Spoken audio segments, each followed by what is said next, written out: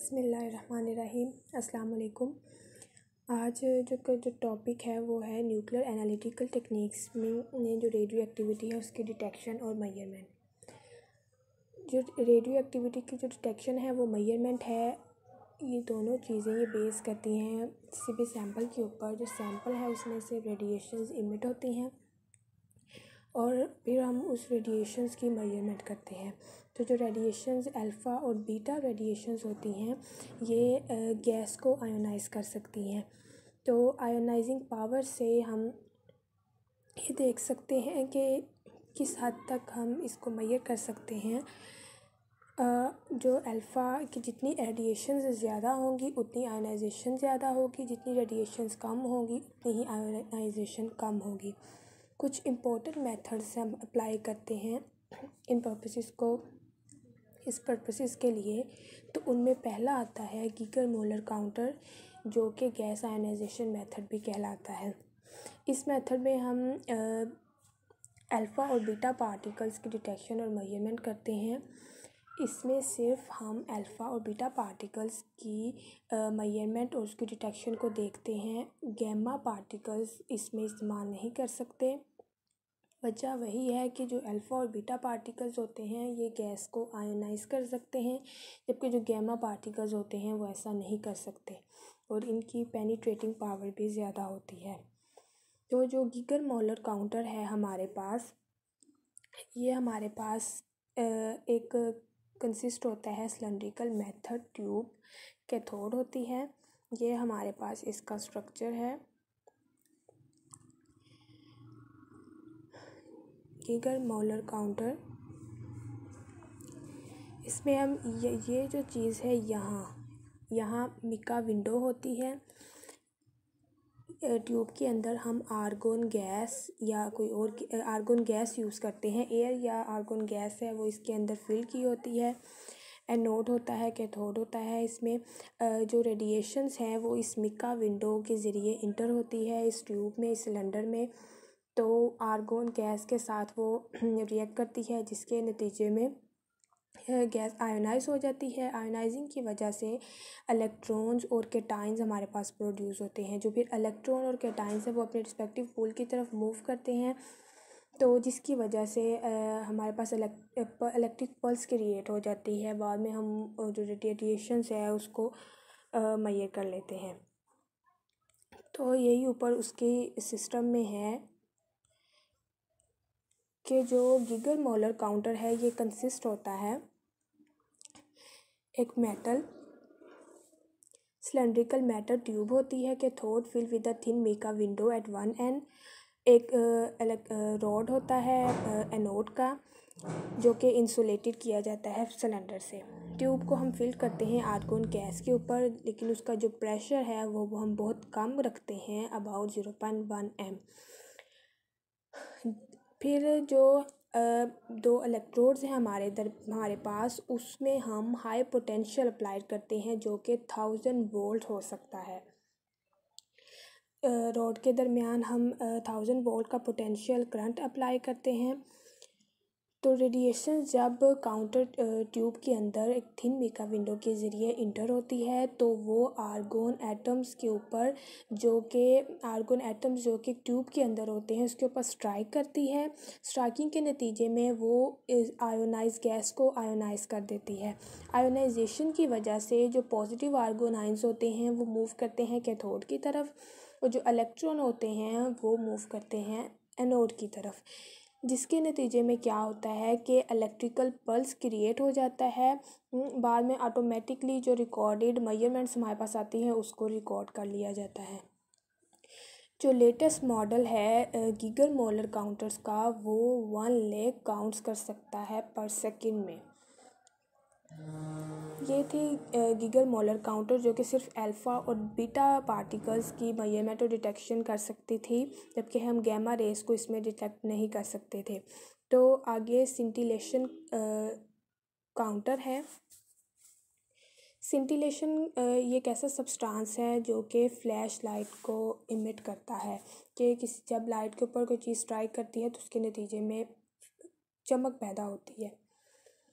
तो जब जो रदरफोर्ड है उसने स्फिंथेरिस्कोप यूज़ किया था पार्टिकल्स को, अल्फ़ा पार्टिकल्स को काउंट करने के लिए और उसको डिटेक्ट करने के लिए। जब रेडियो एक्टिव सब्सटेंस, वो एक वायर होती है उसके जो कि जिंक सल्फेट स्क्रीन उसके ऊपर होती है, जब रेडियो एक्टिव सब्सटेंस उसके ऊपर स्ट्राइक करते हैं तो उसके नतीजे में हमारे पास एक लाइट प्रोड्यूस होती है। और वो और ये फ्लैश ऑफ लाइट होती है, सिंटिलेशन होती है, जिसको कि हम आम आँख से देख सकते हैं। With this device, it was possible to count of alpha particles from 50 to 200 per second। जो scintillation काउंटर में हम, इसका डिसएडवांटेज ये है कि हम सिर्फ 50 to 200 पर सेकेंड पार्टिकल्स, अल्फ़ा पार्टिकल्स को काउंट कर सकते हैं, जबकि गीगर मॉलर काउंटर में अगर हमने बात की है कि उसमें हम 1 लाख काउंट्स कर सकते हैं पर सेकेंड में। तो जो मॉडर्न सिंटिलेटर काउंटर है ये भी उसी प्रिंसिपल पे वर्क करता है। अल्फ़ा बीटा पार्टिकल्स को जब हम उसकी मेजरमेंट करते हैं तो हमने जो जिंक सल्फाइड स्क्रीन को यूज़ किया था उसकी जगह अब यहाँ सोडियम आयोडाइड, जिसको एक्टिवेटेड विथ हेलियम के लिए यूज़ किया जाता है इसमें। जो सिंटिलेटर काउंटर हमारे पास है वो बेसिक जो प्रिंसिपल ऑपरेशंस हैं वो इस पे बेस करता है। जो सारा प्रोसेस हो रहा होता है, ये जो कंपोनेंट्स है ये ऑटोमेटिकली वर्क करते हैं कि यहाँ जो रिकॉर्डिंग हमारे पास आती है फिर उसको कंप्यूटर रिकॉर्ड करता है। तो जो मेन प्रोसेस है वो ये चीज़ है।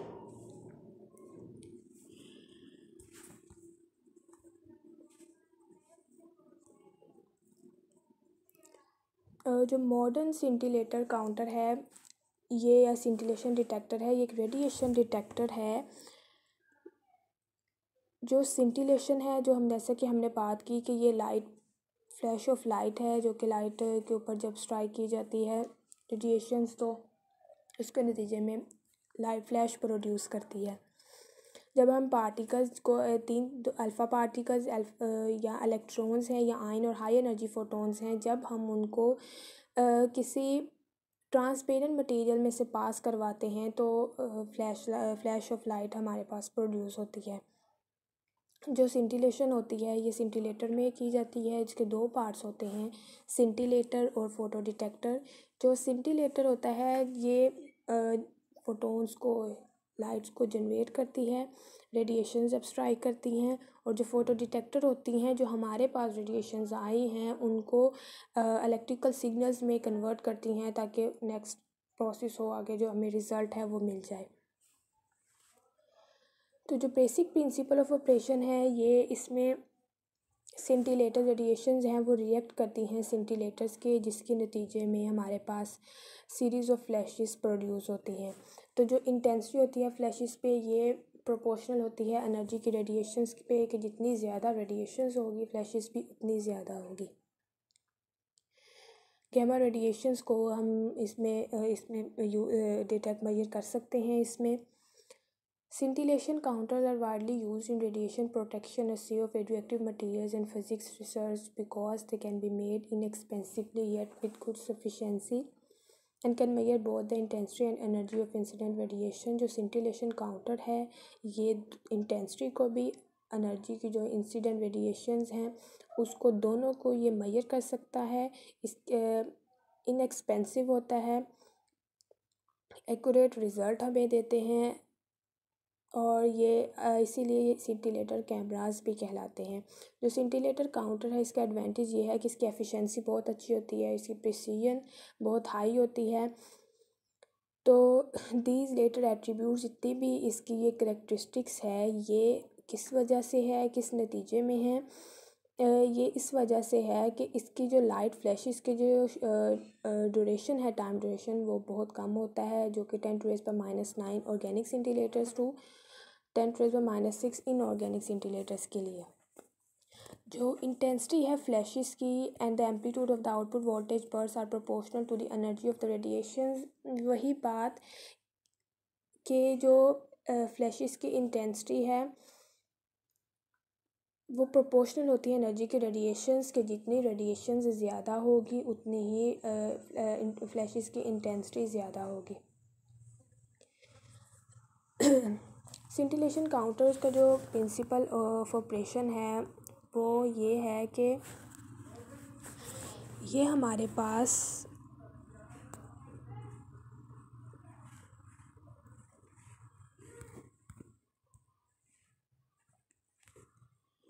यहाँ पे ये सिंटिलेटर है हमारे पास। यहाँ पे आके रेडिएशंस है वो लाइट है वो स्ट्राइक करती है। यहाँ पे फोटोन्स हमारे पास हासिल होते हैं।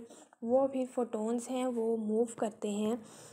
यहाँ से एक बारीक लाइन निकलती है। यहाँ ये डायनोड्स हैं, डायनोड्स के ऊपर आते हैं।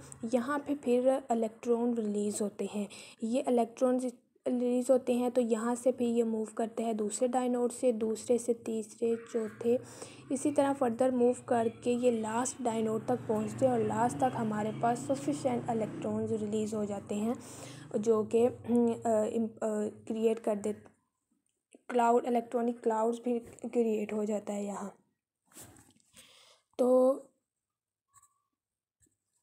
जो सिंटिलेटर काउंटर है इसका प्रिंसिपल ऑपरेशन में आयनाइजिंग रेडिएशंस हैं वो इंटर होती हैं सिंटिलेटर्स में, जो कि सिंटिलेटर मटेरियल के साथ रिएक्ट करती हैं, जिसकी वजह से जो इलेक्ट्रॉन्स हैं वो एक्साइटेड स्टेट में जाते हैं। जो अल्फ़ा और जो बीटा पार्टिकल्स होते हैं वो तो ग्राउंड स्टेट से एक्साइटेड स्टेट, जब एक्साइटेड स्टेट से ग्राउंड स्टेट में आते हैं तो रेडिएशंस को इमिट करते हैं। लेकिन जो गैमा रेज होते हैं उनकी एनर्जी को हमें कन्वर्ट करना पड़ता है इलेक्ट्रॉन्स के ज़रिए। इलेक्ट्रॉन्स में एनर्जी कन्वर्ट करना पड़ता है एनर्जेटिक इलेक्ट्रॉन्स में। उसके लिए जो हम मेथड यूज़ करते हैं वो है photo electric effect, Compton scattering और पेयर प्रोडक्शन। जब जो एक्साइटेड एटम्स इंटीलेटर मटेरियल में डी एक्साइड होते हैं तो जब हमने बात की रैपरली कि वो फोटोन्स को इमिट करते हैं, तो इसमें जब जो सिंटिलेटर्स में जब लाइट स्ट्राइक करती है फोटॉन्स पैदा होते हैं। जब वो डायनोड्स की तरफ मूव करते हैं तो वो डायनोड्स पे 3 तरह के फॉस्फोर्स यूज़ करते हैं, इनऑर्गेनिक क्रिस्टल्स, ऑर्गेनिक क्रिस्टल्स और प्लास्टिक फॉस्फोर्स को। जो लाइट प्रोड्यूस होती है सिंटिलेटर में वो फोटो कैथोड और फोटो मल्टीप्लाई ट्यूब के फोटो कैथोड पे स्ट्राइक करती है, जिसके नतीजे में फोटो इलेक्ट्रॉन पर फोटोन रिलीज़ होता है। जो प्राइमरी इलेक्ट्रॉन्स होती हैं वो पहले डायनोड के ऊपर स्ट्राइक करते हैं जो कि फिर रिलीज़ करते हैं इलेक्ट्रॉन्स को। इसी तरह जो सेकेंडरी इलेक्ट्रॉन्स है वो ट्रैक करते हैं, स्ट्राइक करते हैं सेकंड इलेक्ट्रोड के ऊपर जो उस फर्दर इलेक्ट्रॉन्स को रिलीज़ करते हैं। ये प्रोसेस फोटो मल्टीप्लाई ट्यूब में होता है और ये चलता रहता है। तो जो लास्ट डायनोड के ऊपर जब आते हैं तो सफिशेंट हमारे पास इलेक्ट्रॉन्स वो हमारे पास हासिल हो जाते हैं। जो प्राइमरी सिग्नल्स है वो मल्टीप्लाइड हो जाते हैं और amplification continuous through 10 to 20 stages के वो 10 to 20 स्टेजेस तक वो मूव करते हैं। फाइनल डायनोड के ऊपर आके जो सफिशेंट इलेक्ट्रॉन्स हमारे पास अवेलेबल हैं वो पल्स प्रोड्यूस करते हैं कि हमारे पास इलेक्ट्रॉन्स बहुत ज़्यादा हो गए हैं, जिसके नतीजे में पल्स प्रोड्यूस हुआ है। तो वो जो पल्स है वो इंफॉर्मेशन कैरी करता है about the energy of is original incident radiation. जो हमने रेडिएशंस को स्ट्राइक किया था उसके मुतल्लिक जो फाइनल हमारे पास रिज़ल्ट आया, इम्पल्स आई है, वो उसको मेजर करता है उस एनर्जी को। Number of such pulses per unit time also gives information about the intensity of the radiations. जो हमारे पास इन पल्सेस के नंबर हैं वो हमें रेडिएशंस की इंटेंसिटी के मुतालिक इंफॉर्मेशन देता है। ये था मॉडर्न सिंटिलेशन काउंटर था। नेक्स्ट मेथड जो हम न्यूक्लियर एनालिटिकल टेक्निक में पढ़ते हैं डिटेक्शन और मेजरमेंट के लिए रेडियो एक्टिविटी की, वो है photographic method. Determination of radiation by photographic method is also called autoradiography. In this method, ionizing radiation interacts with the silver halide in photographic emulsion. Photographic method में जो ionising radiations हैं हमारे पास वो interact करती हैं सिल्वर हैलाइड के साथ photographic emulsion में। जो पहले मिसाल के तौर पर पहले जो कैमरेज होते थे उनमें भी सिल्वर कलराइड यूज़ किया जाता था। वो हमारे पास जो ब्लैक कैमरा से ब्लैक हमें हासिल होती थी pick. When a radioactive sample is placed on a film of the photographic emulsion of silver in photographic film, the film is developed. जब रेडियोएक्टिव सैंपल को हम फोटोग्राफिक इमल्शन में या फोटो फिल्म के ऊपर जब हम प्लेस करते हैं तो जो फिल्म है वो हमारे पास डिवेल्प हो जाती है और उसको हम एक माइक्रोस्कोप, पावरफुल माइक्रोस्कोप है उसके अंदर हम देख सकते हैं। जैसा कि अल्फ़ा और जो बीटा पार्टिकल्स होते हैं वो इन फिल्म में से गुज़र सकते हैं। जब अल्फ़ा और बीटा पार्टिकल्स इन फिल्म में से गुज़रते हैं तो ये पीछे ब्लैक पार्टिकल को छोड़ जाते हैं, जो इन ब्लैक पार्टिकल्स को बाद में हम काउंट कर लेते हैं। In this way the type of radiation and it's intensity can be known. तो जो हम रेडिएशंस की उसकी टाइप कैसी है और उसकी इंटेंसिटी क्या है उसको हम जान सकते हैं। जो गैमा रेडिएशंस होती हैं ये यूनिफॉर्मली ब्लैक होती है, डार्कन होती है। The intensity of the blackening at a given place will be function of exposure time and amount of activity at that place. Use similarly are cloud chambers. जिस तरह ये जो ब्लैक डॉट है कि एक स्क्रीन वाइट है ना, जब उसके ऊपर जब कोई लाइट पास होगी, स्ट्राइक होगी, तो जहाँ से वो लाइट प्रोड्यूस होगी वहाँ ब्लैक डॉट बन जाएगा। इसी तरह जहाँ जहाँ से लाइट गुजरती जाएगी तो वो ब्लैक होते जाएंगे। दूसरा चौथा जो मेथड है वो है विल्सन क्लाउड चैम्बर। विल्सन 1912 में उसने ये टेक्निक यूज़ की थी रेडियो एक्टिविटी की डिटेक्शन के लिए। This technique is based upon the ionisation property of the radioactive emission के ऊपर के जो रेडिएशन है वो किस हद तक इमिट हो रही हैं। इसका जो अपरेटस है वो कंसिस्ट है, एक चैम्बर होता है, एक ग्लास विंडो और पिस्टन के साथ फिट किया जाता है उस चैम्बर को। एक गैस और ये saturated air with water vapour is enclose in the chamber. Chamber के अंदर हम गैस या एयर सैचुरेटेड वाटर वेपर्स के साथ उसको चैम्बर में इनक्लोज किया जाता है और पिस्टन्स मूव किया जाता है कि वो उसको मूव करते हैं कि वो जो एयर है वो आगे मूव हो, या वाटर वेपर्स है जो एयर होती है चैम्बर के अंदर वो सुपर सैचुरेटेड हो जाती है विद वाटर वेपर्स। जब हम पिस्टन को मूव करते हैं तो एयर सैचुरेटेड एयर और गैस अंदर मूव करती हैं तो वो एक्सपेंड कर जाती है। एक्सपेंडिंग के नतीजे में तो जो चैम्बर है वो सुपर सैचुरेटेड हो जाता है विद वाटर वेपर्स। इस स्टेज के ऊपर जो रेडिएशन है रेडियो एक्टिव मटीरियल से निकली विंडोज़ के ज़रिए वो अंदर जाती हैं। जो आयंस हैं वो फिर प्रोड्यूस होते हैं आयोनाइजिंग पावर, रेडिएशन की आयोनाइजिंग पावर की वजह से फिर आयंस प्रोड्यूस होते हैं जो कि ड्रॉपलेट्स ऑफ द वाटर के साथ मिलते हैं। एक फोगी ट्रेसेस हमारे पास बनता है जो कि जिससे हम रेडियो एक्टिव एमिशन होती है। सिमिलरली अल्फ़ा और beta particles from trials of bubbles as they pass through hydrogen. Last है डिटेक्टिंग रेडिएशन। जो human sensor can not detect alpha, beta और gamma radiation, so we need equipment to do this. Photographic film वो worker जो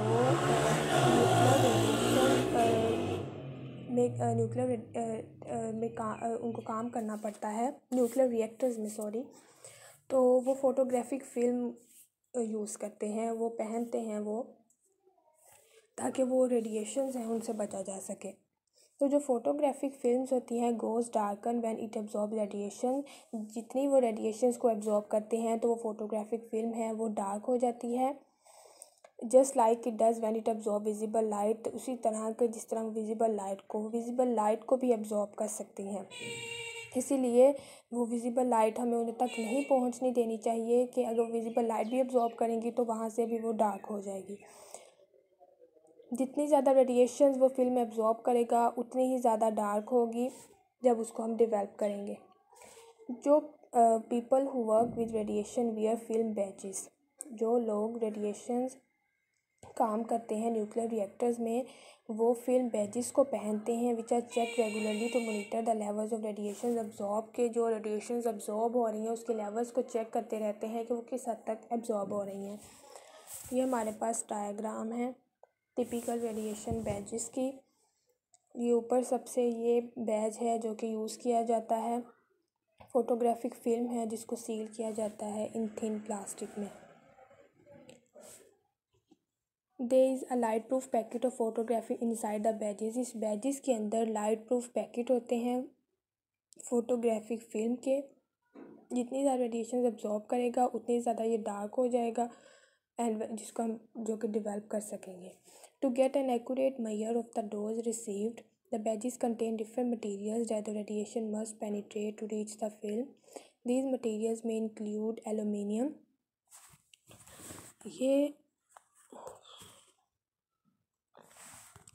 ये जो हमारे पास बैज है ना, इसके अंदर यूज़ करते हैं एलुमिनियम, कॉपर, लेड, थिन या प्लास्टिक को कि वो जितनी वो रेडिएशंस है उसको अब्जॉर्ब करेंगे और उसके मुताबिक आगे फिर रिज़ल्ट देंगे। तो ये था हमारे पास फोटोग्राफिक फिल्म था डिटेक्टिव रेडिएशंस में।